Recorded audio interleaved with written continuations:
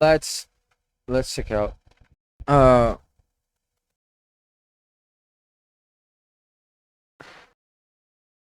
is In a this time like? where I had It's exactly 10 minutes long.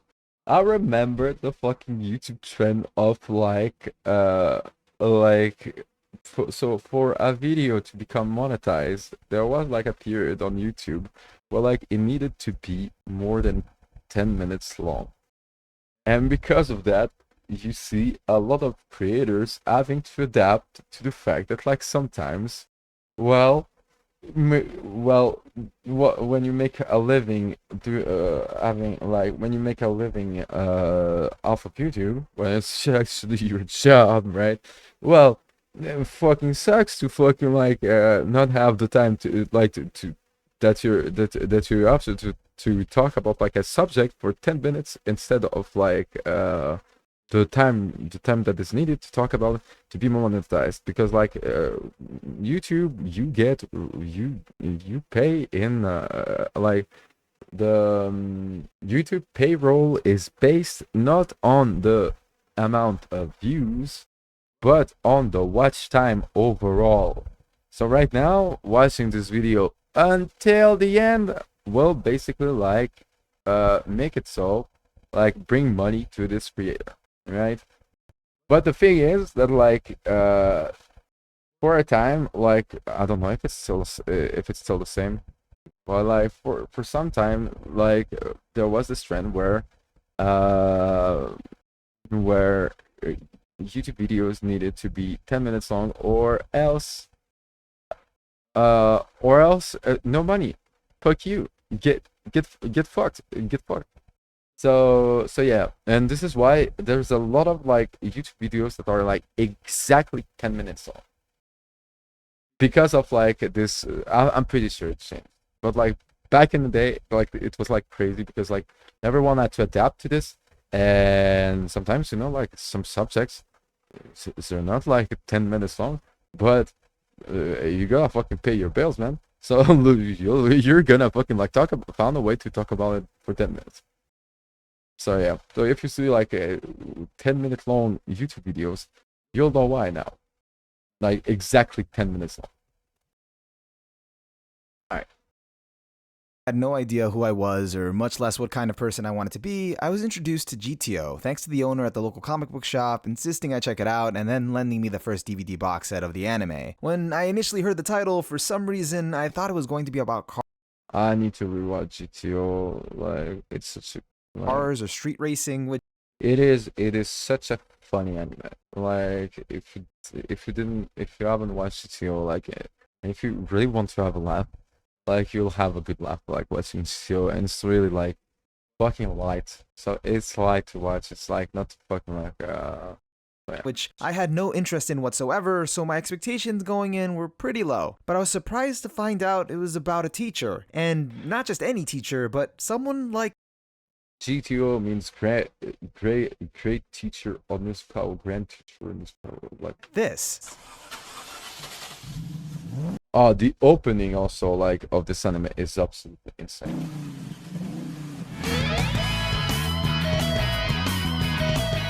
So creative. From the opening visuals with the way he struts out of the bathroom, you can tell this guy is a little bit out there and he just lays it all bare. Literally. But to a young me, he just embodied this sense of coolness and freedom. His cocky smirk at the camera matched with the upbeat tempo of the music, along with the striking black and white tones, made it feel like this is the type of guy that lives life the way he wants it without letting anyone censor him, and most importantly, he always makes sure to enjoy it. This opening spoke to me on so many levels about this guy's character, and I hadn't even watched the anime yet. Now, I know what you might be thinking. Anime? I think you mistitled your video, buddy. Well, unfortunately, the GTO anime ended up being my first lesson in the disappointments of anime adaptations, because after having to go buy the second box set for myself, because I was dying to know what happened next, I found out by its rushed ending that it didn't cover the complete story. So Yes, and I had the same reaction. Like basically, I watched GTO and I was like, "Fuck you!" They didn't fucking finish the manga. back in the day, like the option of what reading a manga, I was like, no, I'll continue watch Bleach, or like I'll watch something else rather. So I had no other choice but to turn to the manga. Determined to never be burned again by an incomplete story, I made damn sure to grab all of my Christmas money, head to the comic book shop, and order all 25 volumes all at once. And after that, I never really regretted it, because while entertaining, it's not the anime that managed to stay burned in my mind. It's the manga that really allowed me to soak in great teacher Onizuka's lessons. If anything, the anime is the watered down version. The manga is much more perverted, way more extreme, and completely unabashed. And I actually find it to be better this way, because it's this level of rawness that really allows the main character Onizuka to shine here, more so than in any of his other incarnations. Because this is the story of the person that you'd least expect to teach you something valuable. No, really, the manga has no qualms about showing you the type of guy Onizuka is. As a person, Yeah, GTO is a fun anime. Like this part, I don't know. Maybe I'll check it out. he's rude, he's crass, unprofessional, primitive, extremely perverted, embarrassing, and utterly shameless. Man, that's a lot of negatives, which is what you'd expect of a former gang member. He's also not really a great teacher when it comes to actual school subjects like English, philosophy, etc. because, let's face it, he doesn't really use his brain. He's pretty much a slave to his instincts. This really emphasizes how much of a leap it is for him to try and become a great teacher. However, when it comes right down to it, in the moments that really matter, Onizuka always pulls through. Yes, he's a simple man who just wants to make it big and get laid, but he can't help getting involved with his students when they need help. And not just the good students, I'm talking about the ones that really don't deserve it. And that's pretty much the majority of them, since he gets tasked with a mission to reform the most notorious class in the entire school. Seriously, these kids are pretty much masterminds at psychological warfare, and with their deep resentment of adults, they're out to get any new homeroom teacher that tries to tame them. However, none of this matters to Onizuka. He's always been labeled a problem child himself. He doesn't fit into society's neat little box of expectations. Onizuka's biggest strength is that he has guts. The guts to go where other teachers won't to help his students. He might seem like a bad guy on the outside, but he can't help listening to his heart. It's his heart that moves him to action in order to save his students, whether it be saving them from other people or from themselves. And it's these moments that end up defining him as a teacher. He's able to tear down the walls between people's hearts by just being so genuine. For example, after he's won some of the class over, his classes really just involve him pulling crazy antics and goofing off with the students, like launching water-propelled grenades from the classroom window, all under the label of social studies. This doesn't really help his case for being more of a qualified teacher in the proper sense of what a teacher should be, but he's able to reach the students more than anyone else can. They gravitate towards him because he doesn't pretend to be something he's not. He wears it all out in the open. Not only is he himself around them, but he also doesn't treat them any differently than he would a close friend. And this is what allows them to put their guard down and be themselves around him. Yeah, usually like, and it is actually like a great lesson for like people in general. Like the people that you see that are not scared to be themselves all the time usually allow for the people that surrounds them to be themselves as well. Because I'll tell you like that. I'll tell you this like that. Because if you allow yourself to be yourself in public, well, it's somewhat noticeable at times, right? And people know that like if you fuck up, well, you're already like it's really you that fucks up, and there's no like this like social protection, like it's like kind of like public persona protection that disallows you that kind of like allow you to do messed up stuff or to be mean and actually then brush it off and ignore the criticism, right? But when you're being yourself, like you do not have this type of like protections, right? And basically like it allows for other people to actually like follow your trails, follow your path, and actually like mimic you in a way that like they allow themselves to be themselves, because at the end of the day, like this people are not like as mean or as like that's mean spirited, right, as you will think. But it's just like this fucking society makes it so like you are like people are constantly judging themselves and each other, and usually people that get to fucking win the social game of life are the people who fucking like gave up a long time ago try to please someone. and because of that, they please the people that that likes them, and it and they allow them to actually like follow their trails, because simply like once you're past the point of like not giving a fuck about what people think or say about you, it is a freedom to like it makes you happier than like actually having to be stuck in this like torture machine that is always like wary of what you think about me, like, hey, I hope you like me, dude. I hope you like me, girl. Like, is, am I looking alright? Like, is this thing like is this the right thing to do? Right? Like, you see all these questions. Once you give up on giving a fuck, right? Like, you don't have these questions, and you just like really fucking roam, like really fucking like just vibe to life, and and doing it in front of like people. It's actually sometimes complicated because it's scary and stuff. Once you do it, oh, you feel fucking relieved, because like you feel fucking relieved because you don't have to think about like, is my microphone like the right place? Maybe like this. Am I looking okay today? Like, am I looking good enough like to fucking like show you react to something? Like, am I like is this okay? Like, to, because at the end of the day, like, it leads you to fucking have questions. Is the color of the slider like good enough for like for my camera, or like is my drink like the right one? Will people judge me because I fucking drink some soda, right? And this is why like a character like this like really shines also like in literature or like media, right? Because usually people like this are like create the same reaction as they would in real life, and people like this, sadly, they don't exist. There's not a lot of them.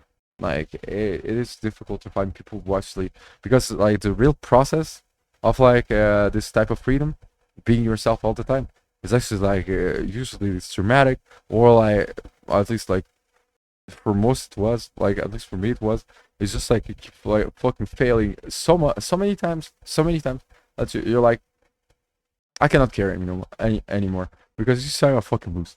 So might as well fucking like lose while being me, right? And yeah, for maybe for others it's different, but like once you do that, it's like, yeah, fuck you. Why? I don't know. Like, what you gonna do? Fucking leave a dislike and a hateful comment? Like, what? Why would I give a fuck?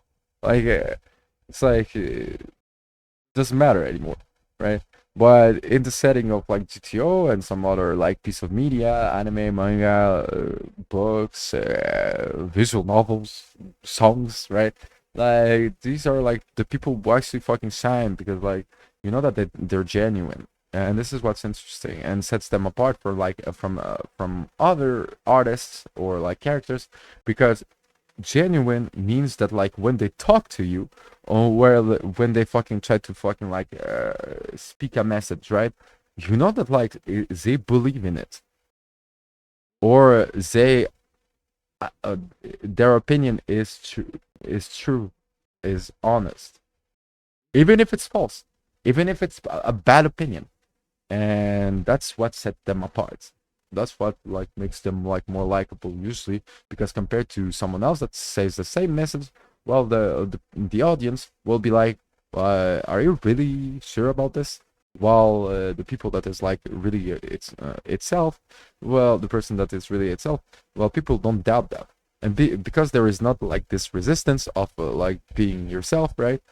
Well, people around you don't doubt you, and they don't undergo the same process of is he really truly liking this or that? Is because like basically like what you do to yourself, being like, am I good looking enough? Am I like I don't know, is my personality not too much today, or like stuff like that? Well, basically like by you when you are not completely genuine, people around you you make them undergo the same fucking like process.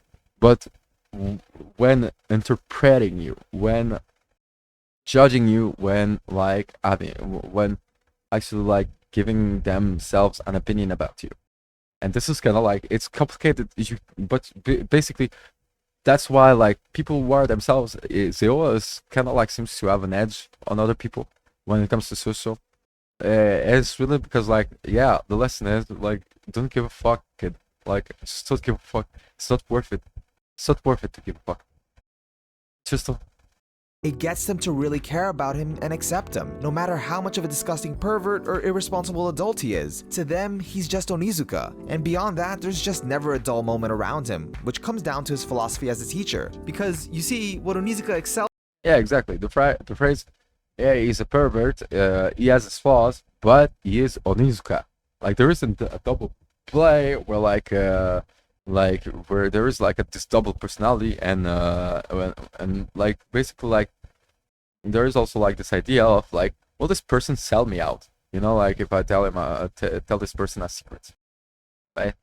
Well, this person like fucking like betray me. And usually people who actually gave up on life and actually fucking like are themselves, they do not have the privilege or the possibility to actually like betray others or like do like being like being something like actually like being a threat to people because they're already like too screwed be, being themselves. I don't know if it makes sense. It doesn't matter. at is teaching you how to approach life. To him, school should be an adventure, learning should be like a playground, and every day should be spent enjoying yourself in the present rather than letting the past and people's labels of you define you. Sure, these are just ideals, simple ones at that, but Onizuka sells them because he embodies what it means to be real. He's a man of his word. When he says something, he does it. Deep down, Onizuka understands the importance of cherishing your youth and being a person you can be proud of. It's these principles. And usually, like people when you can like usually people that are themselves like Onizuka or me, right, or some other people like some artists, some are like I'll give well, basically, we get away with stuff that other people that are like actually not genuine to others, not honest to others, they'll never get away with.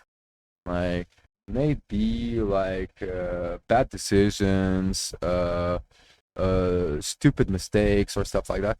I got forgiven many fucking like stuff that I know that like other people got fucked up for, just because it was a genuine mistake. It was an honest mistake, you know.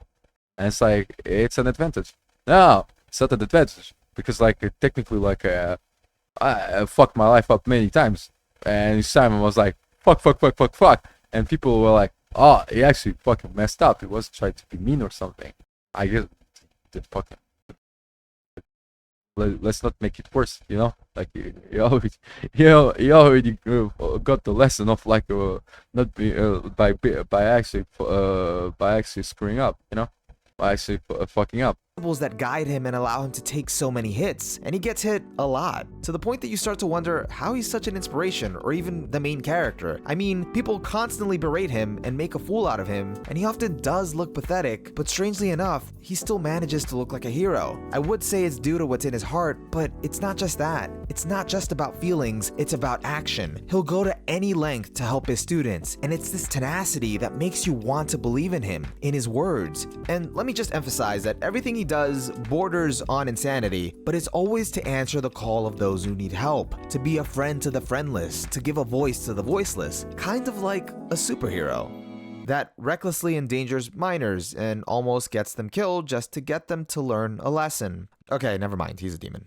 My point is that with superheroes, they're inspiring, but they tend to feel like an unattainable ideal. With Onizuka, he's clearly a clown, but also a man of great devotion, that'll take a bullet for his students just to save them. This dichotomy is And also like between genuine people and the people that actually have these social like barriers, right? They like have this mask or have like this like genuinity, like honesty, like it's how approachable people like me or like are. Like, because like some people, you just watch them and they just like fucking like uh stink virtue, right? And it's not mean, like it's a good thing. Like some people, like they fucking like, but they fucking like just like they're too perfect, they're too good, they're too nice, and because of that they feel unapproachable as fuck.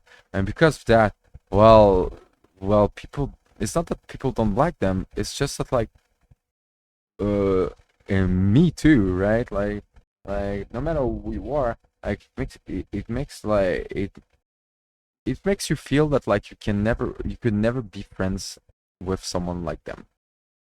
And because of that, well, usually like say like they don't have the same energy that like someone like a Nizuka like would have, right?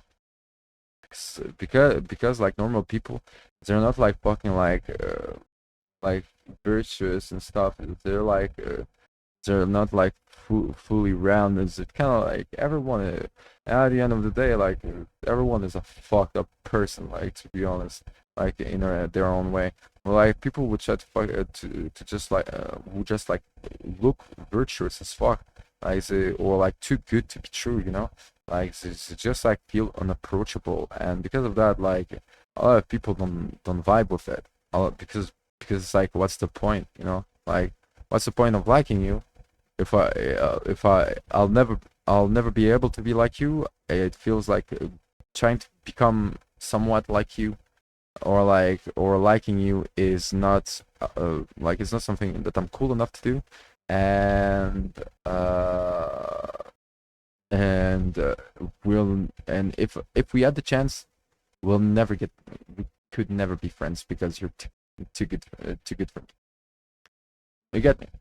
Is what I love Doesn't about matter. him. Growing up, I always loved to goof around, and my overactive imagination often got me into plenty of trouble, even though all I was really trying to do was make friends. It got to the point where I became extremely cautious of how I should interact with other kids my age for fear of being misunderstood, until eventually I began to mellow out. Or at least that's how the grown-ups saw it. They considered it a blessing. But I had actually lost all concept of how I was supposed to be. The wants became shoulds. Should I be like this or like that? What I want? No, that's not important. Why would I trust the me that's prone to failure? This is probably why anime resonated. Like I just my my uh my fucking like it's subtitles. Why did it switch to Dutch? What the fuck? Let's translate. Yeah, to to English. What the fuck? There you go. With me so much at that age. It gave me an escape that I craved, other worlds where I could go get lost in other people's lives, where I could live vicariously through them and genuinely feel what they felt, letting their happiness and victories replace my own lack of them. But GTO felt different. Somehow the fact that it was based in the real world with real problems kids my age had to deal with never let me fully escape into the fantasy. So while I was being reminded of my unpleasant reality, there was a protagonist there that made it seem not so bad. He actually made it seem fun as he confidently strolled through life, facing whatever came his way with just the strength of his beliefs. Onizuka didn't just feel like a character, he felt like a friend that made me excited to turn to the next page to find out what mischief he was up to next, or what lesson he had in store. Up until that point, all I had was a past that weighed me down and made me feel like I could never really be anything more. Naturally, this made me uncertain of my future and where I would land. The world just seemed so big and unknown, but GTO gave it form by making me feel like my destiny really wasn't defined by factors out of my control, but rather by how I responded to it. To see that he could just be this hilarious dumbass that likes to have fun while also still being a person that people could look up to made me feel like maybe it might just be okay to be myself. And even if it did make me unlikable to some people, it would also. The lesson of being yourself is actually such a stupid looking one, but it's such a fucking like rewarding one and challenging one. People tell you be yourself and life will be better, you know? And it's like, seems easy enough, right? Yeah. Go and try to be yourself. Good luck. also lead me to the true friends that would stand by my side and accept me. And I think the greatest lesson that GTO taught me is that in life, whatever happens, happens. All that matters is that you give it your all to do what you believe is right, to stand by the people that matter, no matter what awaits on the other side, so that you may continue on with no regrets. That's where true freedom lies.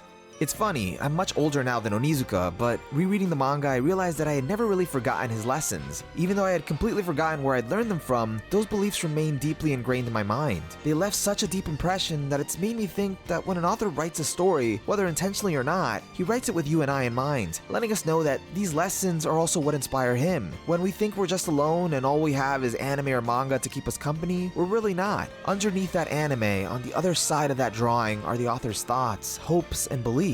He's put himself into it in order to communicate with us. Many times I've thought of anime and manga as an escape that we tend to overindulge in, but lately I've been thinking it's more than just an escape. It's a means of giving life to those precious feelings we can't quite understand yet, or we don't know how to express. The parts of ourselves that remain locked away by our own insecurities or hesitations. Being exposed to other people's thoughts and journeys allows us to find out more about ourselves. Their journeys, whether fictional or real, help give us an idea of how to shape ours. But what makes this form of communication so irreplaceable are the words. Words that are able to resonate with you beyond the passing of time. Hey guys, that's the end of the video. If you enjoyed it, please give it a like. This was a great video. Like, this was a great video. Like, I really like this. Like, I think that like